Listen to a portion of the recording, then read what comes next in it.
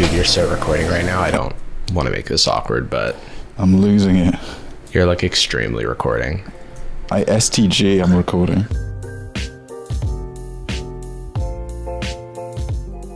Welcome to Sad Boys, a podcast about feelings and other things also. I'm Jarvis. Hello. Hey. What's up? I'm Jordan, as by the way. Don't tell no one. Mm. It's still surprising to me how every single time we record, I forget that I do that. I know. I forget that I have a thing to say. I also, we have to switch it so that I can be the weird guy too. Yeah, and I don't want to be. I don't like that character within myself that much. I'm trying to do less of it. But that time, legitimately, it was almost like I was listening to the podcast. I like, do. Oh, cool. You know, I can't wait have to a find out about modern events. I have a pitch perfect recreation of the intro every single time. So, do you want to do mine as well? No. Oh, okay. I was recording with my friends Isaiah and Maria for their podcast Baroque Girls. You can check that out on Spotify. And right when we started the pod, they played their intro theme, but like I see. Right before we started recording, so I wasn't expecting to like be sitting talking with my friends, and then they're like, "All right, let's begin," and it's like, "Welcome to Baroque Girls, a podcast with," and I thought that they just said it each time like we do, but no, they had it pre-recorded, and it caught me off guard. It is funny how non-codified podcast production is still. Mm-hmm. Yeah, it really to is. This day. Which I think is probably just a symptom of how small scale production is. You could say the same about like any media made with fewer than 5 people. Like, it's just true. Not generally workflows. But I mean, saying is this as somebody that was, doing audio fiction's a project of like between actors and producing people and managers, like 60 people, and there was still. I worked on am I allowed to say the company? I worked on a Funny or Die show. What are they going to do? Like not work with you anymore? I worked on continued to not want to work with each other. I worked on a Funny or Die show because it was one of their first audio fictions, and they wanted like a consulting producer-y person. And the entire time it was just improv, like beginning to end. There was like no systems in place. I brought our workflow from Atypical and kind of presented it, and they sort of used that, but they also had all their infrastructure from sketches and like many years of making stuff. Right. And then by the end, our mutual friend Evan ran the mix on that. He didn't score, but did a lot of the music sort of interstitially and did the final mix and ran the engineering on a lot of the recording. And it was, by the time the footage got to him, or the rushes got to him, it was just like, I don't know. It's like, so when do we want this by, and by who, and where are we tracking this? It's like, not where I said. It's somewhere new. Yeah. It's in a whole new, and I definitely won't say the other companies associated, but there was definitely a lot of that, like, and you probably had plenty of this as well, that people giving notes, because if they don't, it feels weird. It feels weird to be in an overpaid. They're like, I need to earn my job by giving notes. Yeah, my uncle gave me this. I can't not work very hard. Yeah, I don't want to put any brands on blast because I have active like contracts going, but sometimes brand notes are just like, hey, could you like remove an integral part of the piece here? Sure. And I was like, I don't think so. No, I can't remove that. That's kind of important. And they're like, oh, okay. Well, it's that okay that's strange. Every single time I've gotten, for previous podcasts, for current conversations, anything, feedback on something that I was confused by, like, I don't know what this note means. I've said to, I guess now management, but in the past just direct emails, just been like, we're open to it, but I'm not sure I really get what this means. Like, right. This, I can see it's legally a sentence, but I don't know what it says. And then they have just followed up and been like, don't worry about it. Yeah, they're like, oh, okay. I was doing that to seem like I had something to contribute. I was tapping that like middle predictive button, and it just makes the sentence for you. You know? Yeah. I'm like, can I bring this up? I got a note on something where there is a portal where a character is transported somewhere, and a portal opens, and then he appears within it. And then the note was like, I don't think we need the portal. And I was like, we do, because otherwise how do we communicate that he is transported via a portal? What was that? What was it getting in the way of? It's like if you're watching, getting rid of it, G. Yeah, it's also like, like the alternative is, just cut and he's there. I'm like, but then you don't know how, like, but why would he be there? Like, what motivated him? I mean, shit, man, we can cut half of the whole thing. Yeah, true. We could cut me out. We could just play an ad from a different video. We could do anything. I've got Premiere open right now. Yeah, it's like this. And then there were other notes that are like super minor, but required me like refilm stuff. And I was just like, I was not late. We did publish it on time, but I felt bad for Average because time difference being what it is. Between us right now, I'm 8 hours ahead of you, and he's 7 hours ahead of me. Mm-hmm. None of us are ever alive in a way. None of us are ever really alive at the same time. When you go to sleep, we don't have object permanence. When you go to sleep, you die. He's based in the 1910s. Yeah, that's true. We have to get him to like. Sometimes he will throw in jokes in the videos that we have to explain are not really okay anymore, you know? Mm-hmm. And a lot of slurs that I've never heard before, and I'm not really sure who they refer to. For Irish people, though. It's like, okay, no, this is... the most repressed of all. Yeah, this one's not a thing anymore. Sorry. They've, we just count them as white people now. Is that a stereotype even? It's like, you know how Irish people are always picking up pens?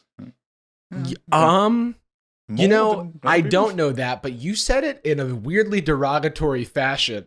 So I think we should remove it.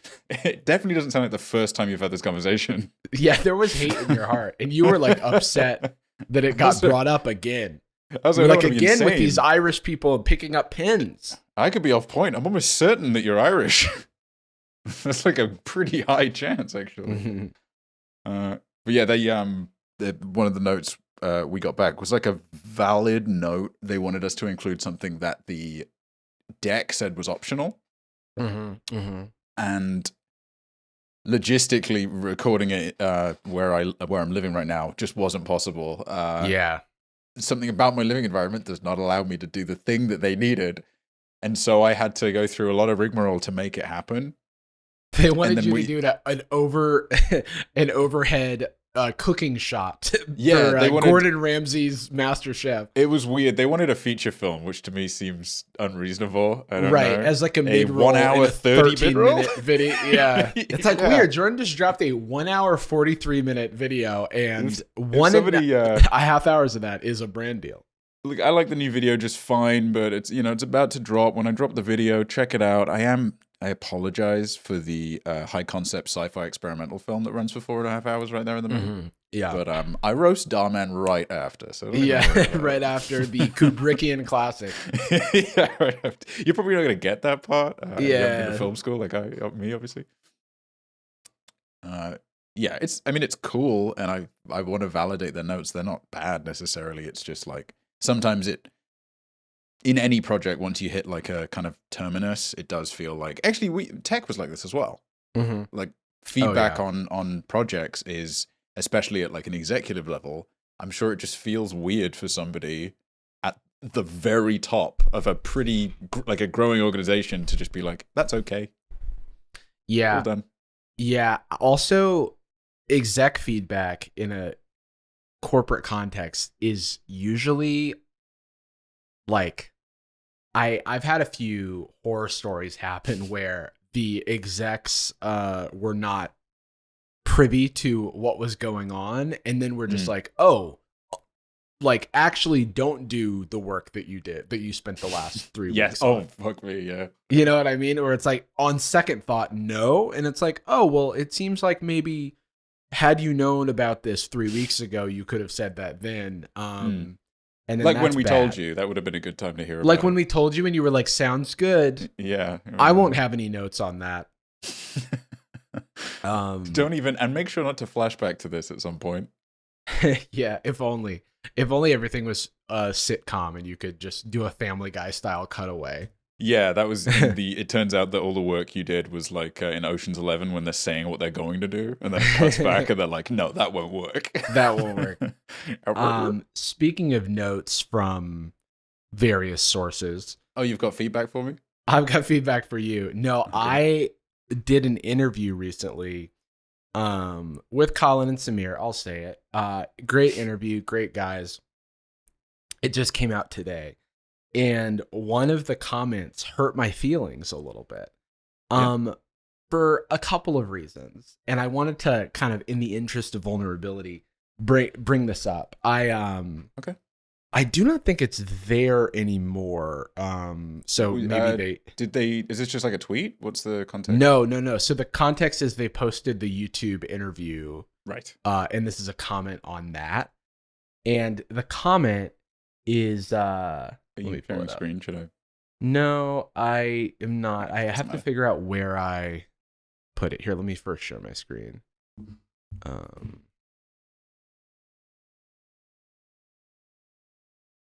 I just don't know where it is. Oh, yeah, here my squeaky chair, dude. Okay, can you see this? I can see it. Okay, so this person who will remain unnamed said, so this is an interview about my creator journey, going from like working in tech to like being a creator.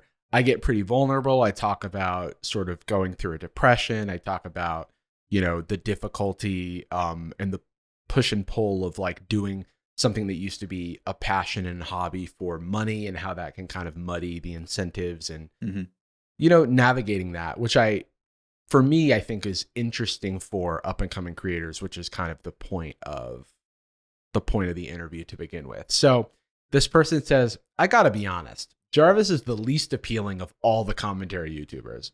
Already, this is a pretty like wide sweeping statement of all of the commentary YouTubers. Okay. He's very low energy and the topics he covers are just extremely bland and overdone. So that I don't think I'm low energy at all in my videos. This is odd. Yeah. Is this written by like Mad Libs? Did they just find a commentary YouTuber for a comment they already wrote? Yeah, I don't know. Scott Kramer is the yeah, I can't believe Scott Kramer crashed that car into that business. right.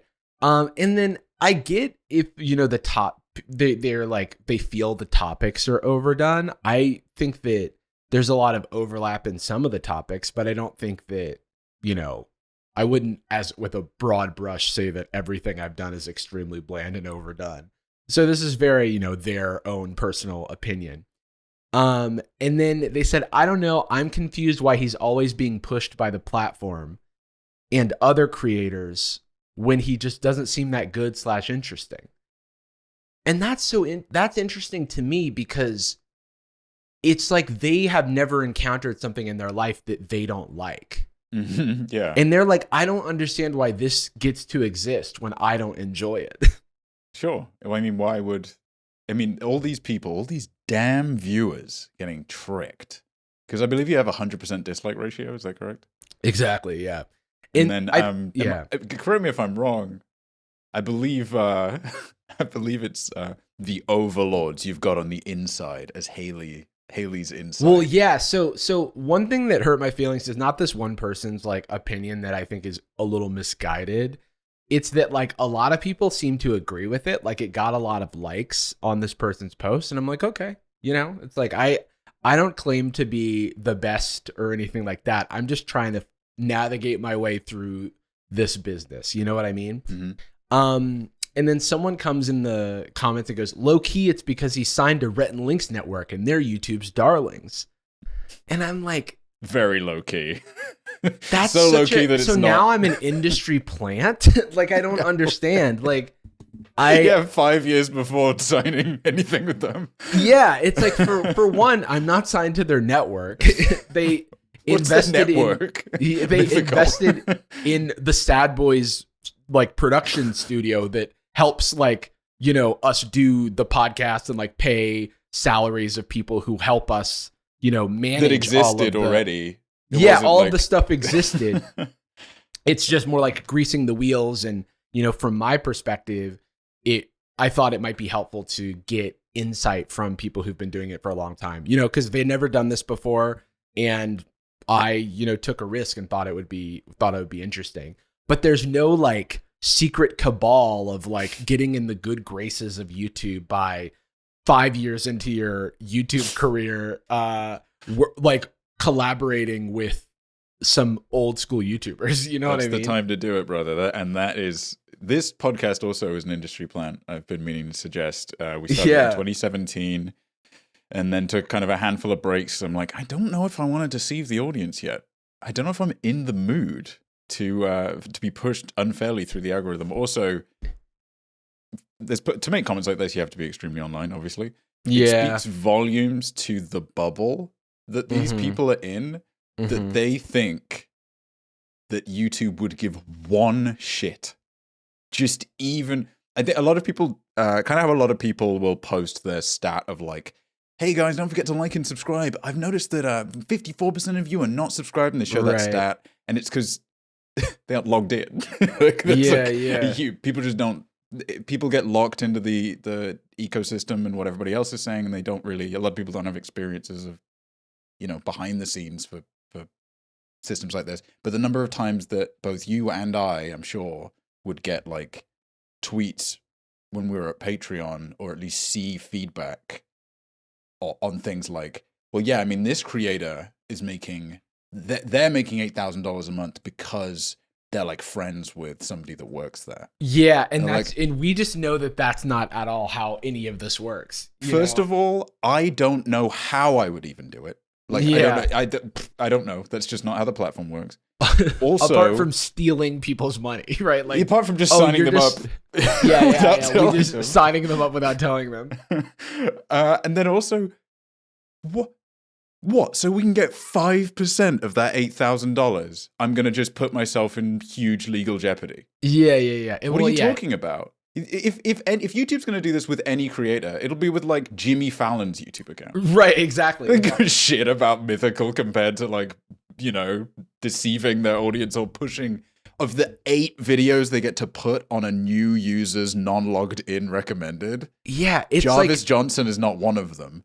Not because it's bad, but because it isn't like a cat singing a song in a car. The premise is so ridiculous to me, because if anyone is YouTube's darling, it's like who you see when you go to YouTube as a logged out user with no watch history. And it's like Mr. Beast videos. And it honestly, mate, you know what it isn't? Commentary YouTube at all. Yeah. Any of it.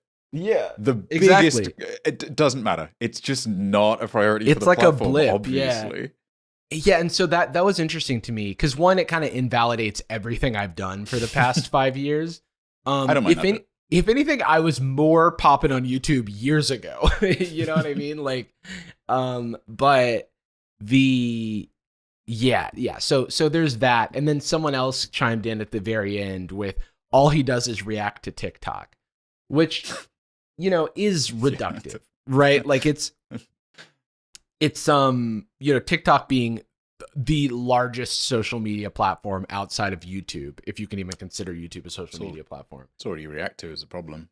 I mean, how many TikTok accounts are there? 200, 300 accounts? Yeah. And it's just like, I think it's reductive to consider TikTok as a just type of thing, as it is like reflective of our culture, right? And I think I genuinely do find like the weird guys on TikTok interesting. And this is also one channel of mine, that's like where I talk about TikTok stuff a lot. And not to include any of the other things that I've done. Exclusively, not even close to exclusively. Yeah. And also react to TikTok is also reductive of the reactions themselves, right? Because I think that my reactions have substance to them or have interesting insights to them, even when it's just like a little, TikTok reaction. But all Charlie Kaufman does is write lines with a typewriter into a script and then make a movie out of it. Yeah, so it was interesting, because I definitely I don't ever want to feel like I'm immune to criticism. And if anything, I'm, my biggest critic. So I think I often give more credence to bad faith criticism than I should as a result of that, because it's like, oh, you're just telling me what I tell myself sometimes, like when I'm, kicking myself or whatever. So yeah, I thought it was interesting to me because I was like, is this now the narrative that like I'm an industry plant? I would like to think I would be a lot more successful if I was an industry plant, but go off. I would love to be an industry. That would be so easy. Yeah, I know. It would be so nice. I mean, if I was an industry plant, I would get my bag in the first 6 months and then never make a video ever again. I would become a millionaire and disappear. I'd have no interest. But like, I am cautious because I definitely don't want to appear like, I'm your friend, so I'm like a sycophant. I'm just like, hey man, fuck the whatever.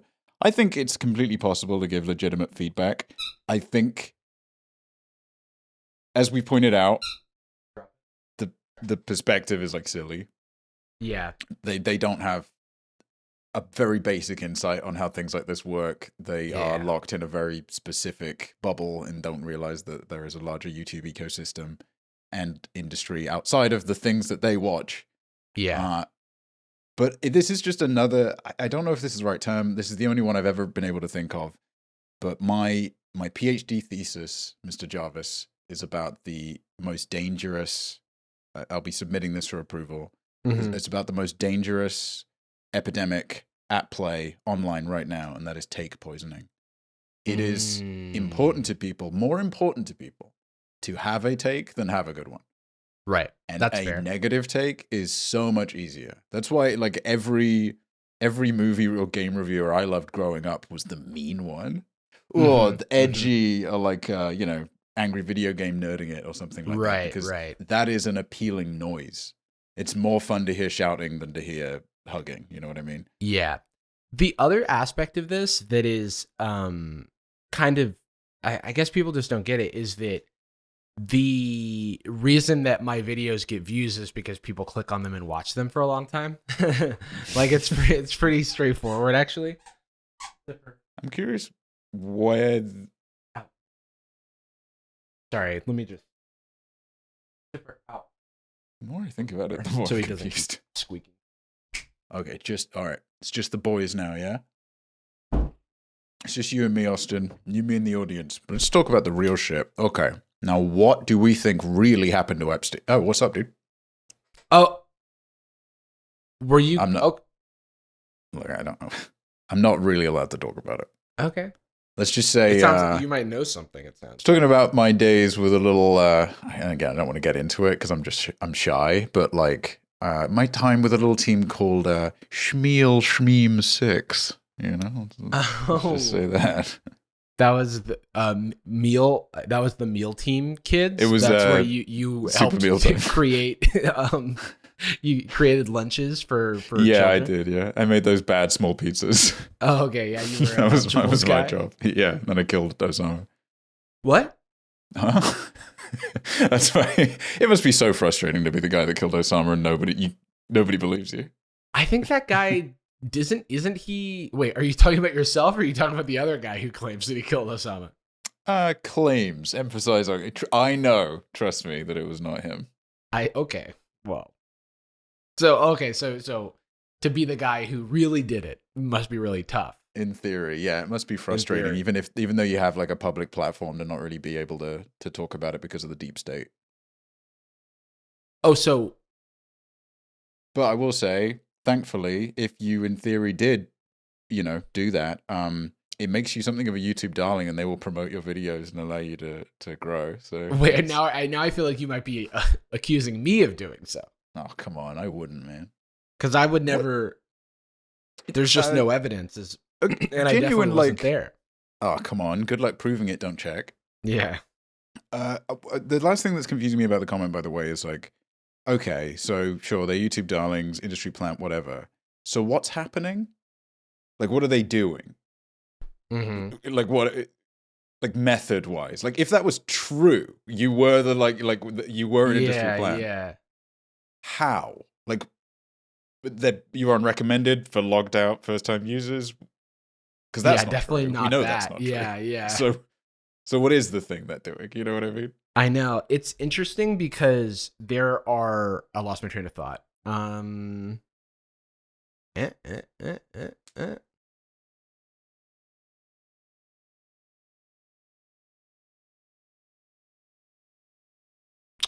Wow. Really don't know what I was about to say. Mondays. Oh, it reminds me of a time that MKBHD posted a video where the video was about Beats by Dre headphones, and he titled the video "Forgot About Beats by Dre." Mm-hmm. And I said in a comment, "Great title, LOL." And someone in the comments in replies to me was talking about how big YouTubers manipulate the algorithm by writing comments to other YouTubers. And that is taking away viewership from smaller creators. I mean, that's the big thing. First of all, insane take, but also that's actually lethal poisoning level. The take poisoning. Take poisoning, yeah. It's manifesting in buboes. It's warping their skin. That's dangerous. They need to be careful. But there's this is such a common thing where, hey, there's some big conspiracy going on. Okay, fine, whatever. But the reason this stuff is bad in these people's minds is because YouTube is a zero-sum game. And if you watch it by manipulating that algorithm, that's the reason there are smaller creators. As also, if what we would want isn't for the person with 1,000 subscribers to get 100,000. I want also that. The people who I am getting compared to are bigger creators than me. You know, so it's not like I'm doing. I mean, for now, you know what I comments. mean? It's like why aren't you focusing on these other much larger creators? And I'm like, everyone is. Yeah, they're popular. They're really That's why popular. You saw this comment. Yeah. Like that's I don't understand. It's so weird because it's not like I'm the most popular commentary creator. I'm far from it. And so it's kind of weird for someone to just be like, you know, this guy's the least interesting of them. Maybe I am. Maybe that's why I'm less popular than all the other interesting ones. Yeah, that'd be my vote. So it's just a weird thing. Yeah. I mean, it's again, yeah, it's easier to have that take than an interesting one. Right. And then of course it's like, you know, all you have to do is do XYZ. And it's like, well, be my guest. I did just remember, I forgot. I don't know if I sent it to you or not, but I've never really engaged with a stan Twitter before. But somebody, I was discovered by Iggy Azalea stan Twitter. Oh. And I stopped engaging. I did one or two comments, and I just asked them who their favorite Power Ranger is and stuff like that. I think they got bored. I'm not fun to troll. I realize that it tends to just go away because I don't know. I'm not patient enough. It's not even not rising to it. It's more like, I'm just not going to read the thread. You said too many mean things. Summarize it into weird teeth, bitch, or something. that could really roast me. But it was the way that this mean comment sparked off, and Austin, I'll just send it to you because for some reason I can't log into Twitter on my computer. Oh, mate, where is it? It made me so happy. It made me chuckle. Okay, here it is on screen right now for the viewers. The way that this hate came to me was not from me doing anything. I didn't literally had not said a word. I didn't know who this was. Right. Who Iggy Azalea was. Who I barely knew who Iggy Azalea was. When I was checking, I was like, is it she used to do the Aquafina voice? Aquafina's old voice. You're not far off, yeah. That bothered people or something, right? That was... yeah. Very, she's a Australian white rapper. Yeah, she's who raps like she's from the South. She's like a Southern Atlanta, rapper born and raised. It shows how, the culture's growing and growing because now we have Australian wiggers. It's awesome. Yeah. That's real growth. You're actually not allowed to say that. Oh, no, sorry. I didn't mean to. We're going to get banned from Twitch. Yeah. Okay, yeah. So one of my mods was arguing with them. I didn't even see what that argument was about, but I was not referenced at any point. But because these people are so chronically online that to them, the emotes in your Discord server, custom emotes have the same relevance and importance in life as like the name of my firstborn. You know, this shit is just like so important. Right. They saw that this person was one of my mods, and so Iggy Yola replied to them in their quote tweet or whatever. I see that you're. Oh wait, I should do it in her voice, right? Wait, we should also not say their. We should not say their name, but yeah. Yeah, let's call them Iggy Azalea because it's the real her. This is a fan account of theirs. I see that you're a Jordan Adika mod, so let's do a little reality check. Iggy, 50 million sold records. Porked an Adika, skull, and then a casket. Iggy. That's because you died before you sold your records. I was planning on it before I could go plat, yeah. Porked an Adika. Yeah, that's a good one. Iggy, 4 billion streams on Spotify. Jordan a dick. Oh, shit. Skull, another casket.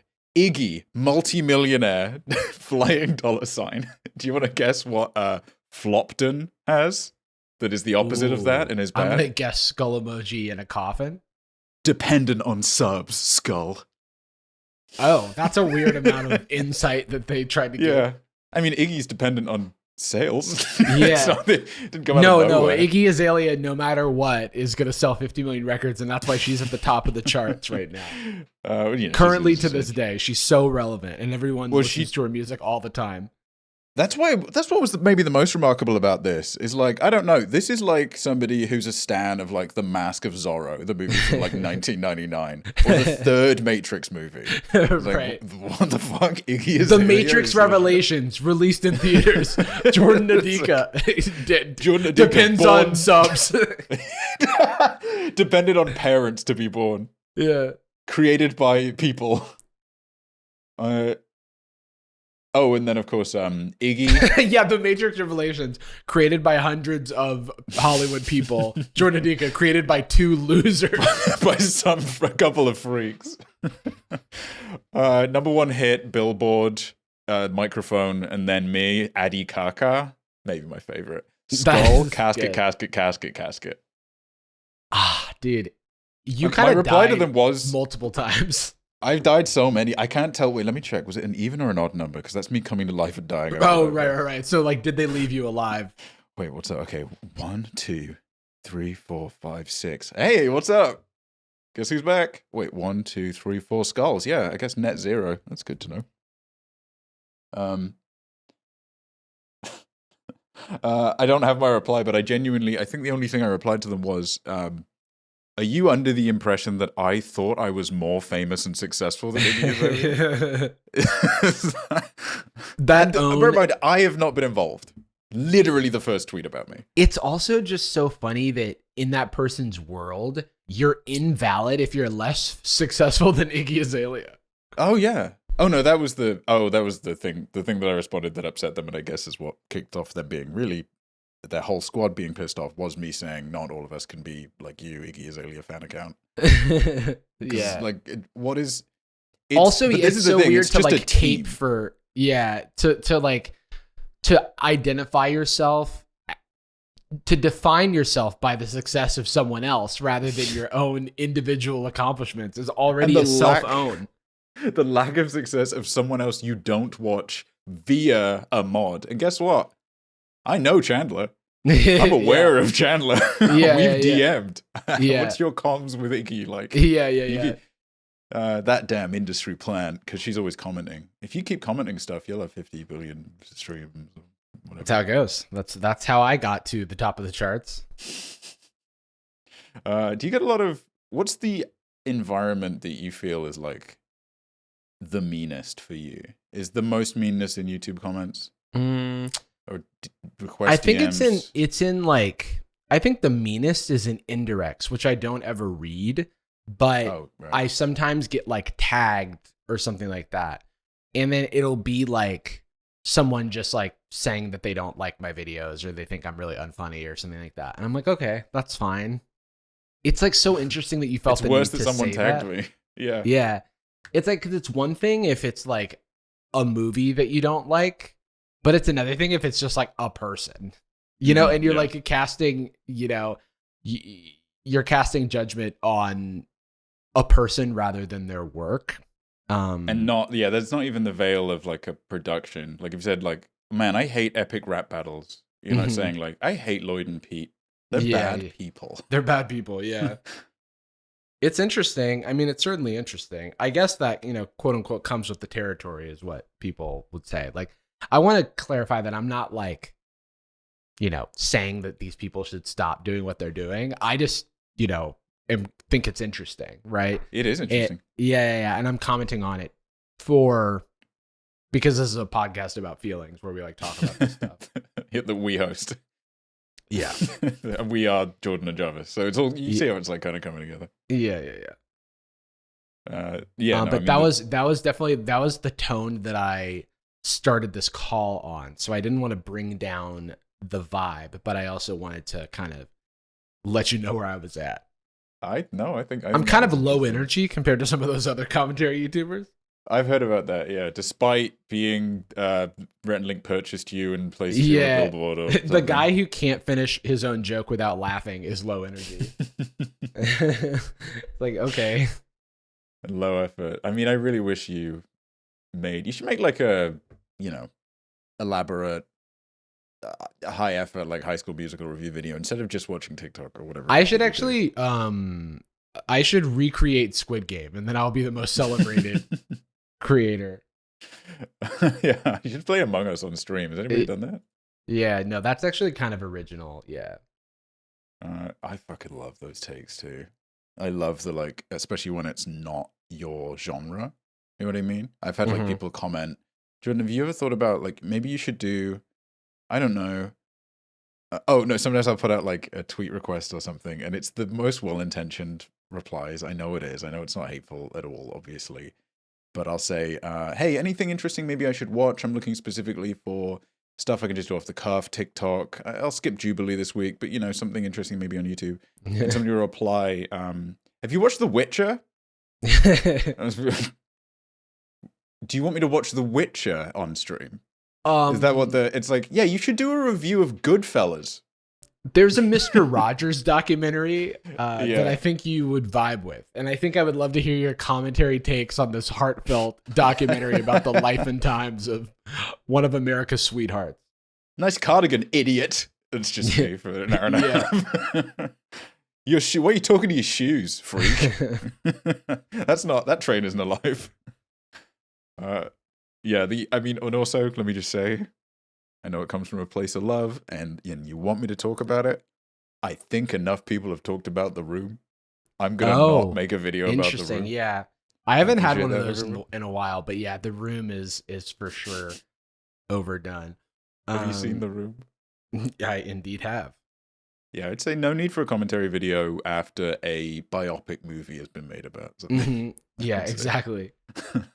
Once James Franco's involved, yeah.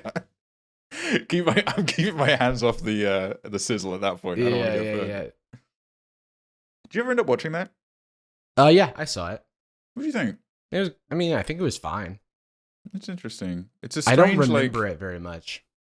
Well, because I did read the book, but like just kind of skim through it like when it came out, like I guess many years ago at this point. And it's interesting what that movie does in the pursuit of like making a movie. Not just what it omits or what it changes, but it makes this like best buddy stepbrothers style friend narrative. Yeah. That is just completely fictional. It characterizes, you know, like Tommy had this weird, as you know, like the kind of weird possessive relationship with a number of the cast members, but just had like this almost like they were like puppets, like owning them, and their partners would come to set and he'd be uncomfortable with that. And he just had this, you know, very strange relationship with people in general, but especially staff and the cast and stuff like that. And they kind of recontextualize it in that movie as like, he's just a wacky guy and he likes the attention. And, you know, all he needs to do is be honest and maybe we'll hang out and we'll listen to him. It's like, no, he was doing weird, toxic, kind of abusive behavior. Yeah. This is strange. Yeah. I don't know. It's hard to make a movie like that. Like how, I guess, just make a movie about Freddie Mercury and he just never does drugs. Yeah, I do think that. I mean, I think I've talked about this on Twitter before, but I did go see The Room at the Clay Theater in San Francisco, and Tommy Wiseau was not only there but sat behind me, and I did get to witness him laughing at every joke in the room. Hell yeah. That he made the movie, but he just kept laughing at his own jokes the whole time, which I relate to. I laugh at my own jokes as well. If you don't, it's not a good joke. True. I do have some envy sometimes of people with like super dry delivery, because it is the type that it's a type of comedy that makes me laugh a lot. But it just so happens to not be my oeuvre. I just can't play in that tempo. It's just not in my bones. I'm trying to figure out. I don't know. I want to spice things up, maybe change things up, experiment with some different styles, but it is a chronic illness that I have that is laughing before I finish telling a joke, which is something that I've had since I was in middle school.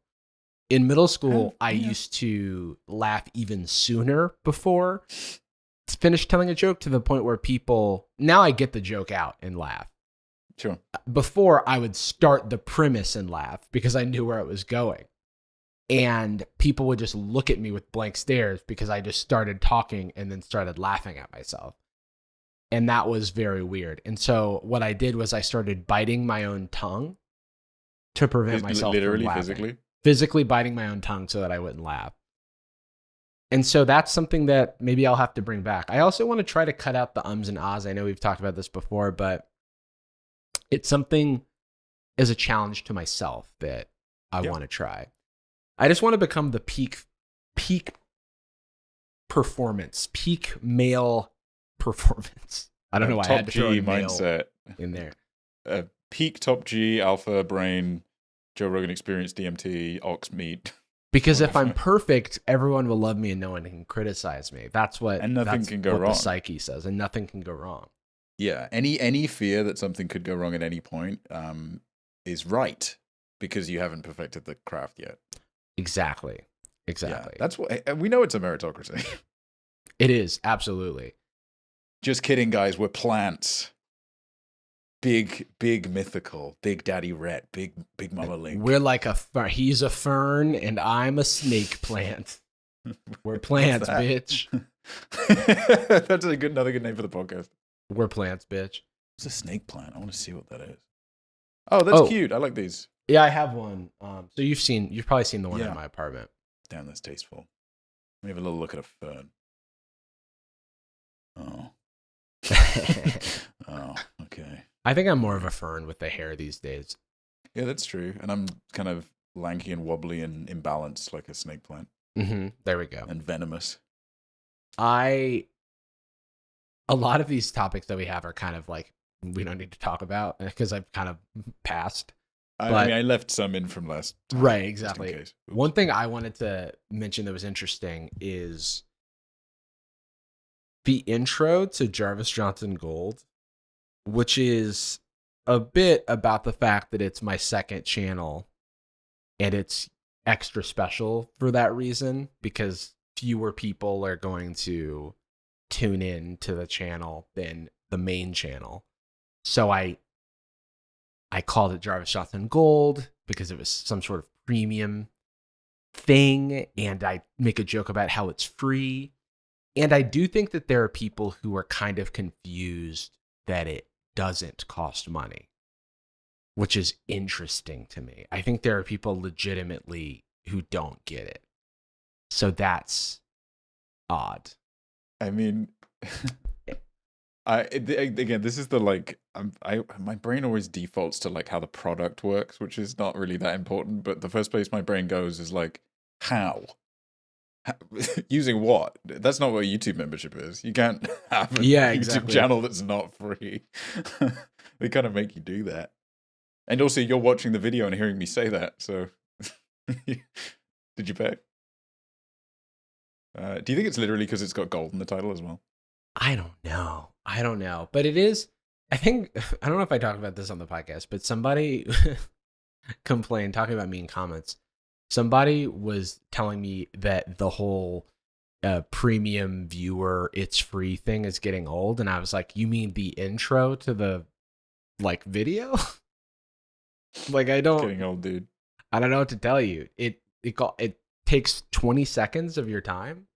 It's so I'm not trying to be dismissive of this kind of stuff because I don't even mind a little roast here and there. I like a little roast. I like people being silly.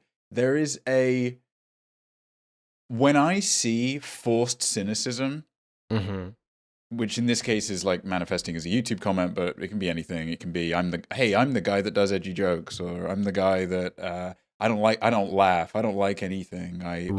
All movies suck. That kind of personality type there have been iterations of Jordan that I fucking hate that was that guy. And so when I see that kind of comment, I'm just like, people aren't going to like you because you're being inauthentic. That's not cool.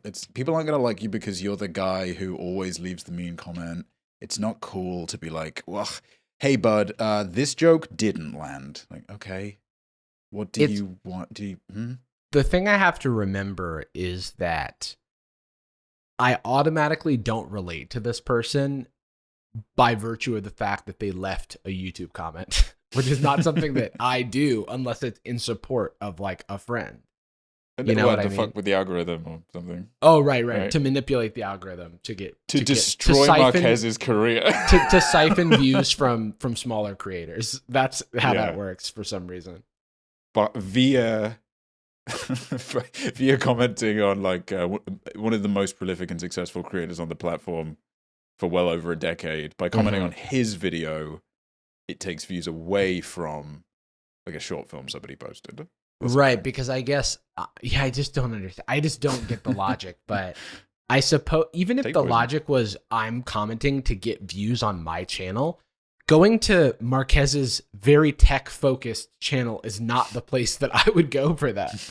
If you would think I would be like commenting on Danny Gonzalez's videos and going, well, you think this guy's good, check out my videos or whatever. Yeah. And I gotta say, man, like, this is me thinking my brain just going product mode, but which is just after sicko mode. It's how much click through do you think you're getting on a YouTube comment? Oh. I do a really good YouTube comment. I get 2,000 likes. 50 people are clicking to my channel. Maybe 50 people even. I was even thinking a lower percentage than that. It kind of, people don't understand that any given link, anytime you're being propositioned to go to a secondary location online, sure, the odds that someone clicks that are typically less than 1%. And sometimes a lot less than 1%, like orders of magnitude smaller than 1%. You could be, and that's like even assuming they do anything if they did. Right. Saying like literally, you can count by clicks, like the likelihood that they click your channel, then cut that by 1,000% down to the number of people that would then hit a video, and then cut that down by 1,000% of people that would then like click like and or subscribe. I'm personally, I don't have any evidence to back this up. Maybe I don't know if you use it or not, or any of the simple platforms. I've always kind of assumed that stuff like Linktree is a terrible idea. You're just adding a step of friction to. I know. I think there is a utility to it, which is like, where else is this person? Which I do kind of understand. Like if you need someone to go somewhere, a direct link is the best way. But as like a default utility of learning all the things that someone may be up to, I can see the utility there and like a link tree. And they must be working to some degree because there's like 4 different companies in that space. There's so many versions of it, yeah. Yeah. And I think you're absolutely right that if you have a few goals and a few funnels you want to make, also, if a platform is going to kind of like silence a certain type of promotion, I know that if people want to promo their OnlyFans, for example, as a Instagram user, you can get in shit for just having that link. Right. Whereas if you go to a link tree and then your Fansly goes from there. Yeah, exactly. Or you get banned on certain platforms for linking to a Venmo or something like that. Sure. Oh, I mean, if anybody ever wants an example of this, by the way, check out any follow-up tweet from a tweet that goes viral. Anytime somebody like replies, I mean, especially if it's like, check out this Etsy, But even if it's just them going like, wow, this went crazy, thanks gang, 0.0001%. Or even look at the followers of the account. Like you see somebody get 1 million likes on a tweet and they'll have like go from like 453 followers to like 489 followers. Yeah. Because it's not just exposure, that you've got to kind of create momentum and a story and a reason for someone to click, or there's got to be a utility, or there's already got to be an audience that wants the thing.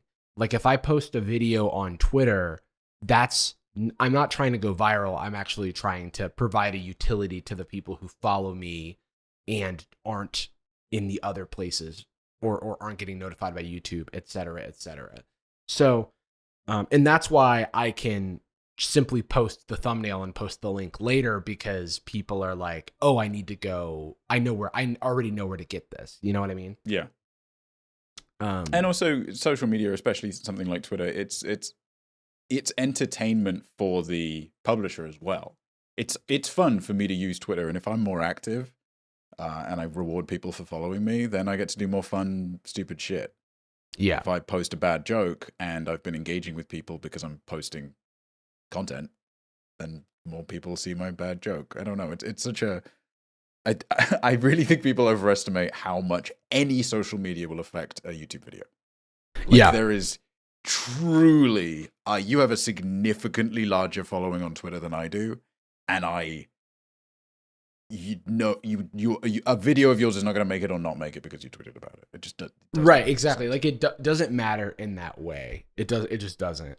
The only other thing it can do is if I do like a collab or something like that, then it can seed a small audience that will then tell the YouTube algorithm that people who are interested in your stuff may want to be recommended this thing as well. Like it can nudge in that way. Mm-hmm. But the video ultimately has to like live on its own merits, because it's just outside of paying for views, which is excruciatingly expensive.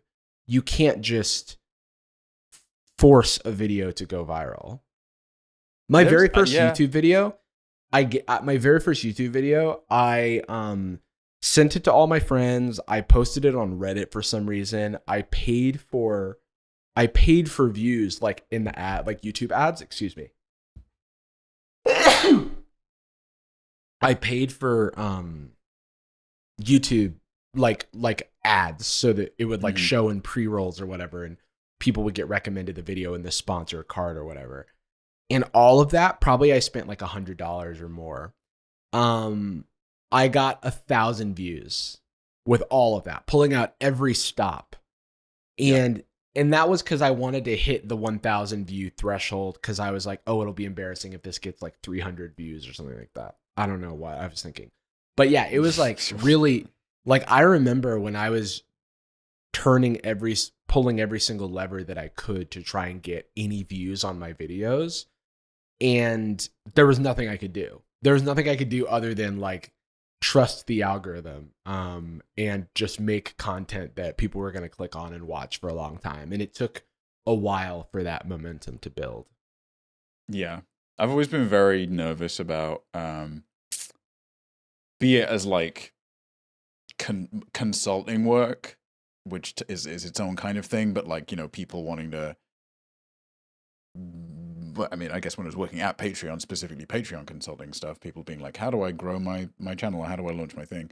It always made me uncomfortable to give anybody like cut and dry advice about how growth works, because frustratingly, it is every single use case is different, and it is a huge amount of it is luck. Huge. So much so that it is almost completely pointless that we've put 20 hours into perfecting this like slideshow breaking down the best way to promote.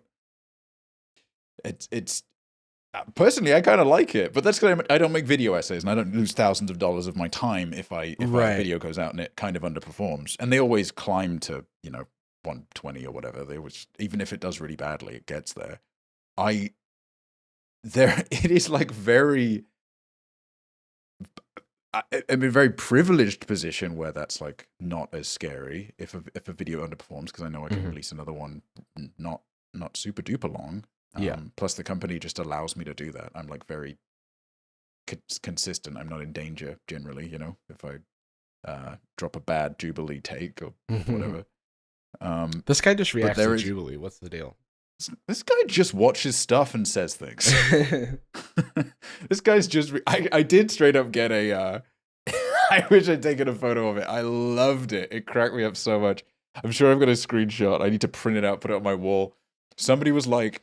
They watched one of the Reddit videos, and they were like, there's so much reading in this.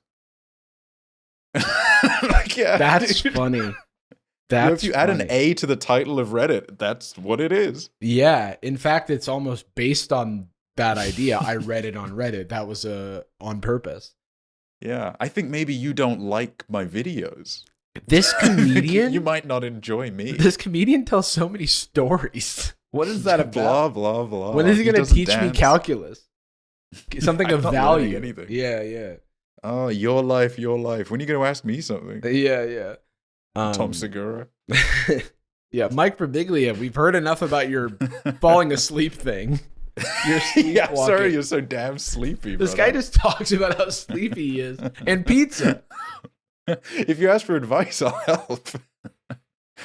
Everybody here tried melatonin? Yeah, Mike Birbiglia. I'm going to replace the straight jacket that you have to sleep in. Because I think you haven't heard of a little thing called melatonin. Hey, pal. Maybe take a couple antihistamine, then maybe you'll sleep a little better. What somebody gave me some like this is a response to a Sad Boys episode. It was the episode about the break-in, and somebody was like, "You should have checked their phone to make sure they weren't lying about this, and you should have also done this other thing." And I'm like, I agree with you, but also I wasn't in my completely lucid mind following someone, having to aggressively shepherd someone out of my home. You know what I mean? Like, I was kind of in a little fight or flight moment. I didn't have the presence of mind to like pull out all the stops of... I mean, but that's almost on the pale of like, if you were getting mugged, you should have used logic and discourse to calm them down. And they give you money. It's like, okay, yeah, but if they are mental, then I don't want to touch them and try and get their phone, do I? Right. Because if they're lying and I ask them to give me their phone, they're going to throttle me to death. Yeah. So I'm just going to get them to go away, and then I'm going to move. Yeah, exactly. So. So it's interesting. It's like people will backseat anything. People will even backseat you a break-in. Yeah. I would have used my judo. I would have used my training. Yeah, that's the thing I get frustrated with on Twitch sometimes when I'm like playing a game, because I feel the need to explain. I know that I'm doing something wrong. I'm just not perfect at executing everything that's in my head. You know what I mean? Like, I know I should have dodged that attack. It's just that the electric signals going from my brain to my hands didn't communicate quickly enough. Yeah. I feel like I would go insane if I was into fighting games. Sorry, I'm into fighting games, but professionally or on stream. Imagine the amount of fucking FGC Andes that are watching HBox play and just be like, that wasn't frame perfect. Yeah. Like, he knows. He wants to be. But he's been playing for 16 hours. Every time I watch a Smash tournament, the Twitch chat makes me want to like strangle a child. Because it's always like, this player's washed, this player's so bad. I'm like, they lost one game. They missed one tech. They like, and then, they haven't not been in top 16 since like video games were made. Yeah, exactly. Like MK Leo recently placed 9th in the most stacked tournament probably ever in Ultimate's history. And it's his first placement outside of top 8 in 3 years. He is the most dominant player to ever play the game. And people are like, he's washed. And I'm like, well, and then if you give any explanation, no Johns. No Johns, baby. Oh, the sun was in my eyes. Yeah. That doesn't matter, Just win. Just don't give excuses when you lose. And it's like he's not even giving excuses, but yeah, he's just still playing. Yeah, he's just continuing to play. Yeah, it's like Daigo's washed. I bet. How many times do you think that happened in his like 30-year FGC career? Dude, Daigo doesn't know about Twitter. Thank God. That's how he's still. That's how he's still competing. Every I think of Daigo, I think of like Ryu. I think of him like going into the mountains and training and coming out only for the Street Fighter tournament and then going back. That's the dream, man. That's also how I picture like Curtis making videos.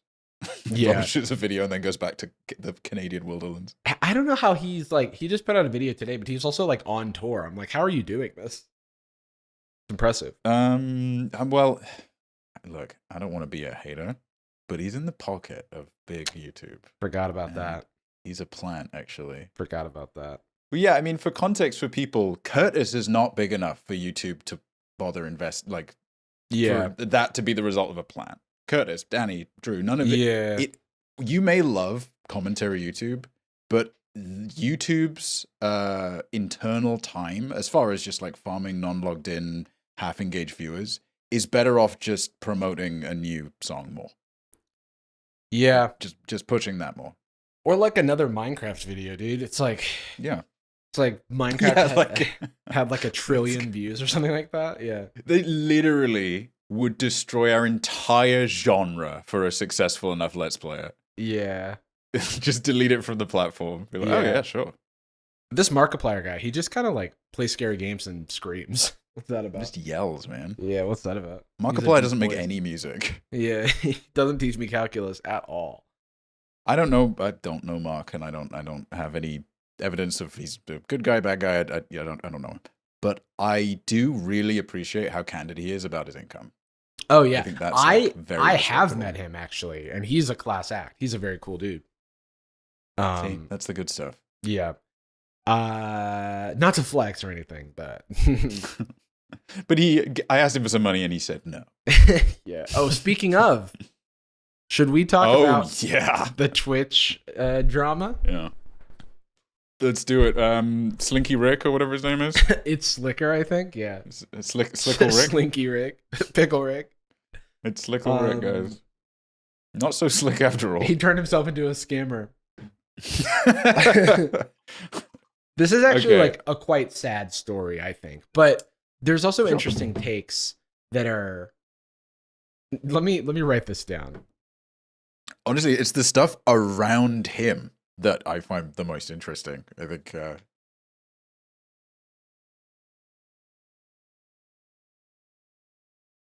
So for context...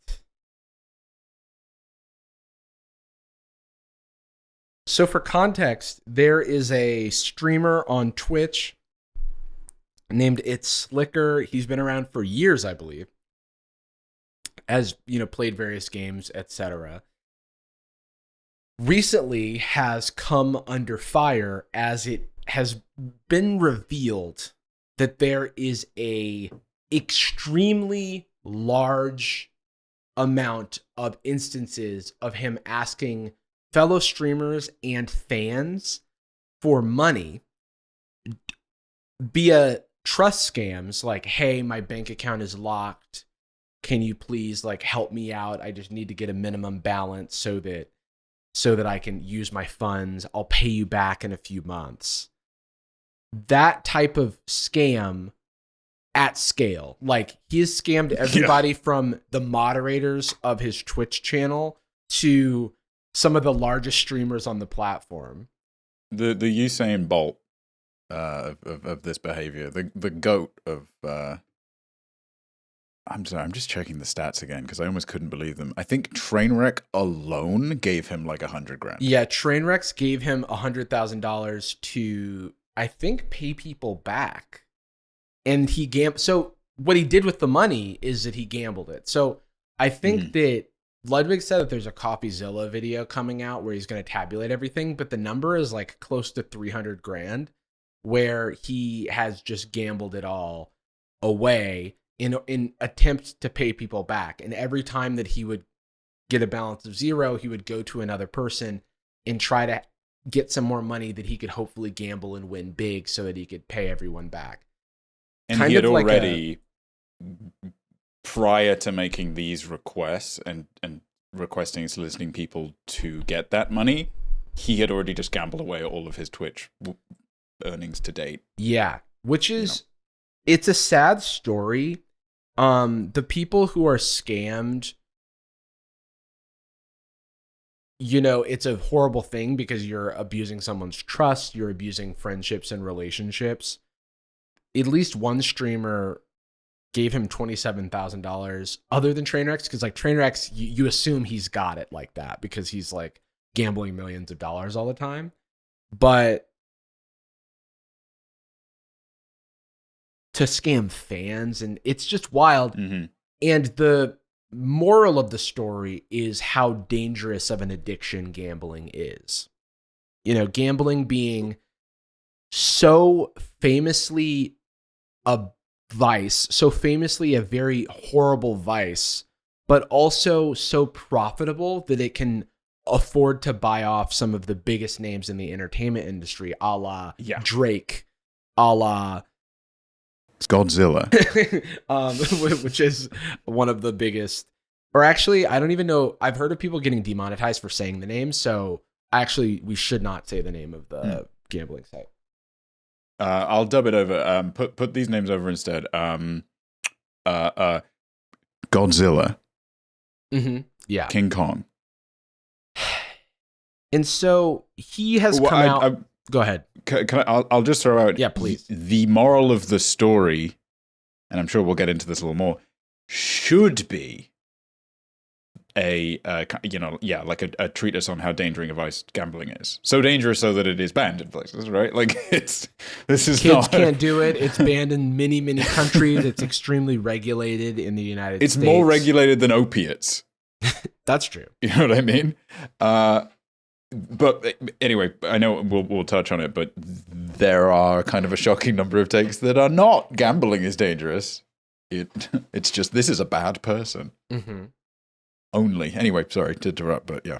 No, absolutely. Like, I think that what's really interesting is, so a lot of the streamers, so in terms of making things good, I believe that, I don't know what the resolution on this is, but I know XQC propositioned Trainwrecks that they could go 50-50 on paying everyone back. So that was a big thing. And a lot of people are talking about the dangers of gambling. I've seen some takes that are, we're letting this guy off the hook for being a scammer. He scammed X, Y, and Z person. And by focusing on gambling as an umbrella, we're not holding the individual accountable for his individual actions. Tons of people gamble all the time, and they don't take things to this extent.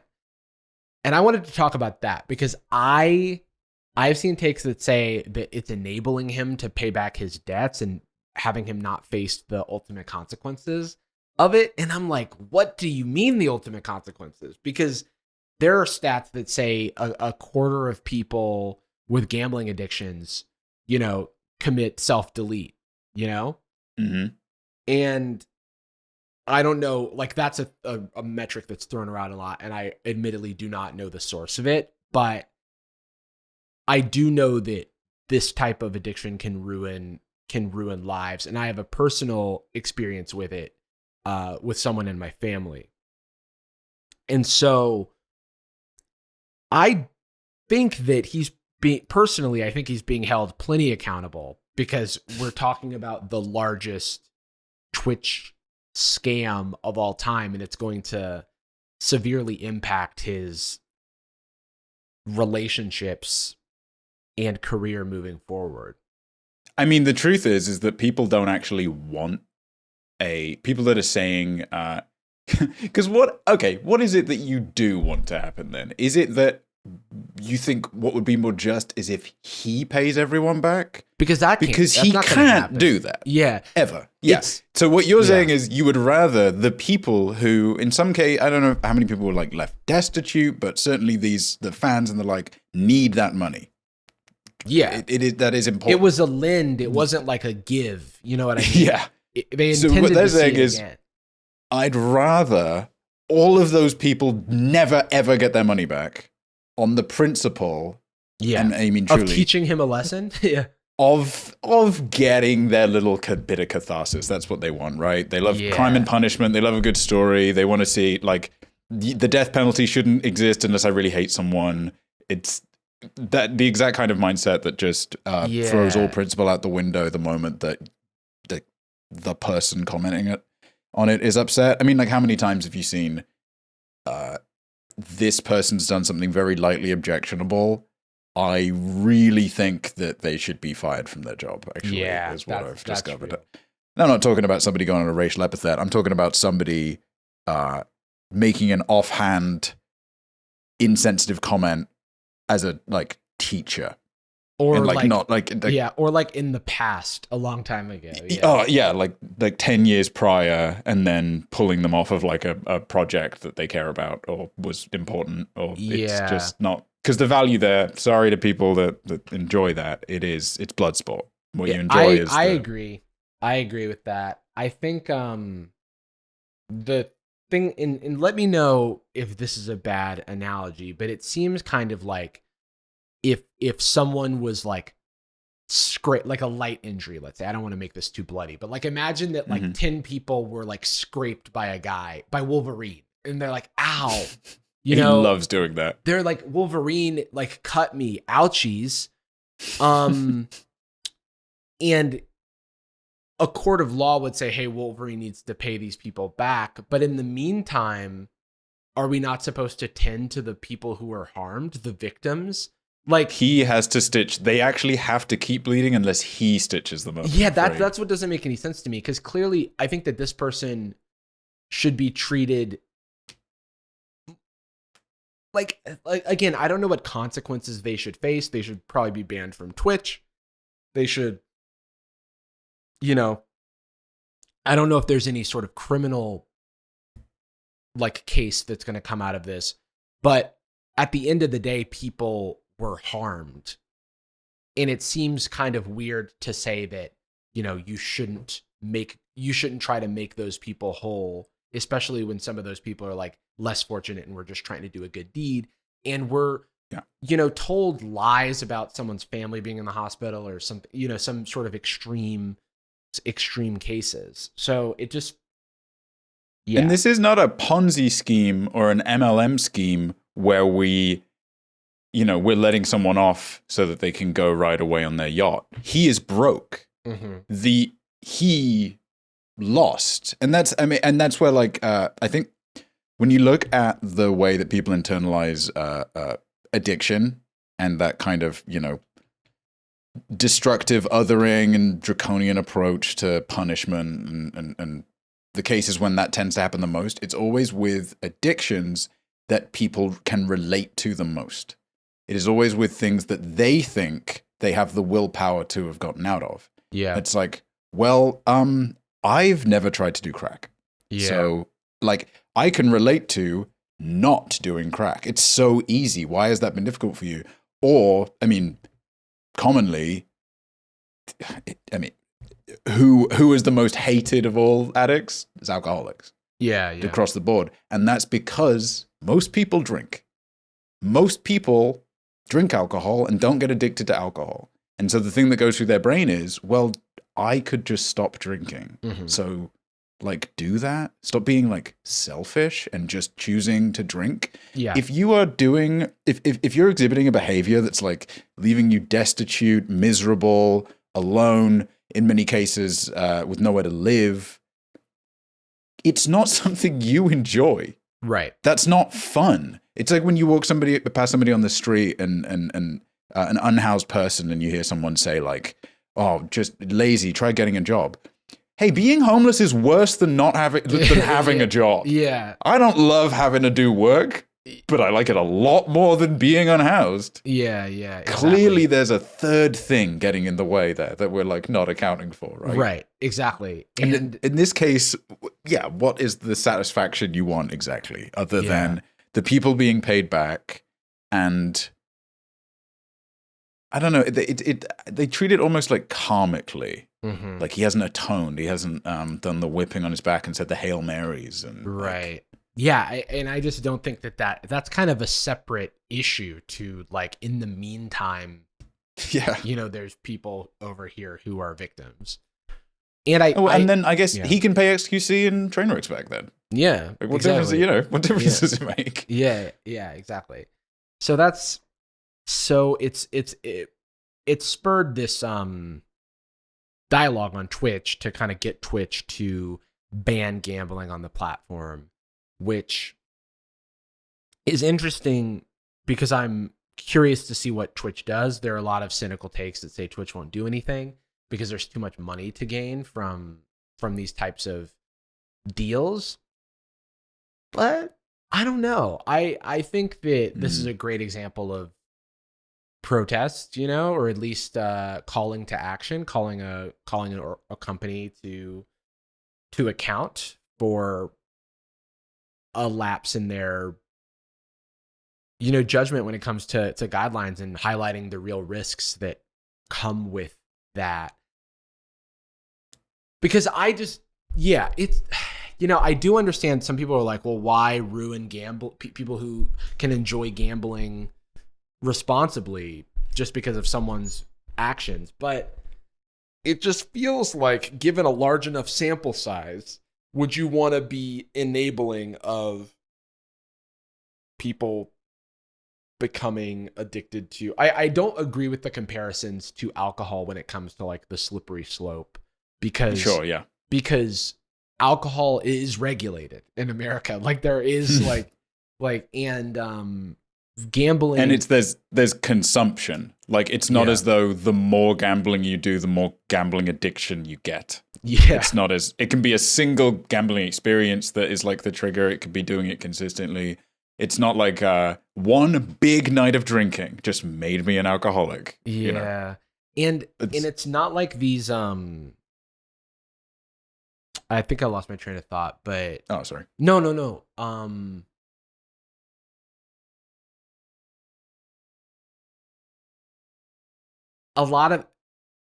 But the fact of the matter is that a lot of the gambling that happens on Twitch is in this gray area where, it's websites that, like, young kids could sign up for, where they don't check your ID until you're trying to pull money out of them, or they're not based in the US, and so they're not regulated the same way that they would be if it was like somebody live streaming from, like, a Vegas casino.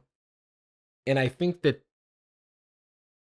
maybe I'm not putting good enough words to, like, why those things are different, but I do think they Twitch, are. Also, I don't think that, like, excessive drinking should be, like, celebrated on stream. I just don't see that as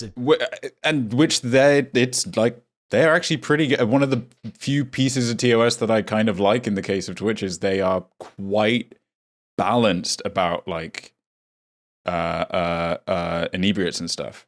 Like, when it comes to, you can drink, do not glorify binge drinking. Right. You can like smoke a vape, but don't be explicit about what's in it and do it constantly. Try and reflect what the real world is like, basically, without, in the same way that if you play a video game and some tits appear on screen briefly, they understand that that's not your fault, that the world has nudity in it. Right. That we need to be, and there's obviously Twitch is mostly complete dog shit with that. I think if they wanted to, Twitch could absolutely survive this. I think obviously they'll survive it. They're a monopoly, but they. Well, I mean, I actually TikTok's taken over. I was gonna say YouTube gaming actually. I think, but I think just as far as this controversy is, it's us talking about it. It's nobody that like really no kids are leaving the platform because none of the biggest streamers are leaving the platform because of it, etc., etc. I think honestly, like, I think it would be wise to do something, because this is not the first, nor will it be the last time that gambling has been a big controversy associated with their platform.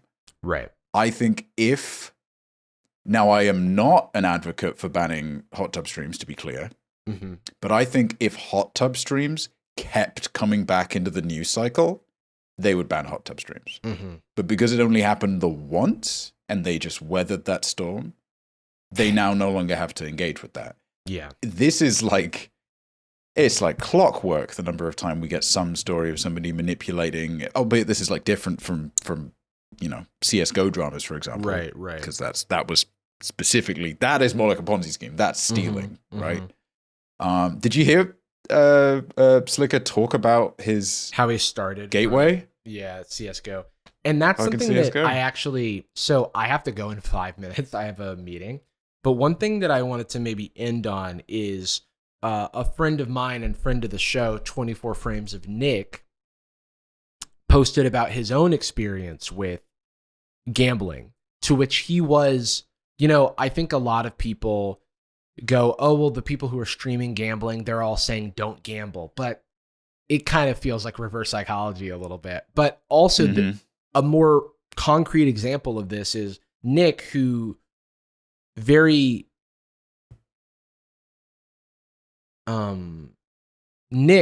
bravely shared his own story with addiction. I did kind of want to read. So he posted a twit longer on Twitter called My Gambling Addiction. He said, seeing everyone recently talk about the ills of gambling, I feel it's best I present my own issue and personal struggle with gambling. I discovered online gambling on Godzilla last year in May from Twitch streamers that I am still a massive fan of and still watch every day. Last year, I was doing very well. My YouTube was paying me very well for my size, and I made a lot of great investments. I had $20,000 in my bank account and nearly $40,000 invested. But then I discovered online gambling. I started small and won big. I won $40,000. This was amazing to me, and I thought it was nearly too good to be true. That same day, I lost it. I lost it very, very fast. And then I pulled more money out of my bank account to chase that loss until my bank account itself reached zero. Then I started to touch my investments, losing all of it in the span of 3 days. And for the next year, up until recently, I nearly ruined my life. Every single cent I earned from YouTube, I put right back into gambling. Every sponsor and AdSense and everything I used to gamble and chase my losses. I then applied for credit cards, multiple. And at this current time of my life, they're maxed out, leaving me with over $50,000 in debt. In just 1 year alone, I gambled around $250,000. I only just now stopped online gambling because I deleted the account that I used on the site. I'm in a fortunate position. I make good money when I work hard and I enjoy what I do very much. But even someone in my fortunate position pushed their addiction to the point where it almost became impossible to live. My account would be negative thousands of dollars each month in order to sustain my gambling desire. I would withdraw money I didn't have, and any money I was making barely mattered because I would lose it the second I earned it by putting all of it into a very easily accessible website. It hurt the relationships around me, with my friends and my family, and put me into a massive depression. Currently, I am still in debt and one day see a future where I can work hard to better myself and pull myself out of it. But many people will not be able to. Many people will do this very thing to themselves, no matter what position they're in. Whether they are fortunate or not, they will ruin their lives and go into debt, all because of a website that is a click away. I just want to say that the streamers who showed me the site, I still watch their gambling and have even tried interacting with them about it because my addiction just wanted to justify itself like it was some fun, cool thing because I was someone who was making good money to afford it. But I can't anymore. I ruined myself, and many people will continue to ruin themselves just like me. I never get personal about my own life or anything, but I just wanted to share that even given people like me who have become fortunate can end up in a cycle of gambling without any sense of an end in sight. I do not blame the streamers for my own adult mistake, but I strongly encourage anyone who knows of the site's existence to never touch it or delete any account they might have. Gambling is a plague, and I hope anyone currently struggling with an addiction like mine stops immediately. Yeah. So yeah, I mean, I just wanted to share that because it, the only victim other than like Nick's loved ones, the only financial victim is himself, but still like he very well illustrates the pipeline of deepening and deepening yourself in, I can just win it back. I can just win back big and everything will be fine. And making good money, but then like, well, it doesn't matter if you just spend the extra money that you're also making. Right. That's it's insightful. I appreciate that. Did you make a video, you say, or just the Twit Longer? Just the Twit Longer. And unfortunately, I do have to run. So this is kind of a bit of a very curt way to end Sad Boys, but we end every episode of Sad Boys with a particular phrase. Wait, sorry. Yes. I just quickly throw out Pen Pals. I think it's probably worth doing a whole Pen Pals dedicated episode at some point because we got a lot of really nice stuff in, but we can always have more. sadboyspod@gmail.com if you want to send in a letter or advice question, etc. Yes. In fact, we love you. And we're sorry. We would have done Pen Pals today, but I had to run. So my apologies there. It's okay. All right. Bye. Love you, sorry, bye. Boom. Gucci girl, how you doing? How you moving, girl? Moving, girl. How's your day looking? That future girl, yeah, we on now. Take my money, go away, oh, you want it? Girl, too rich for me.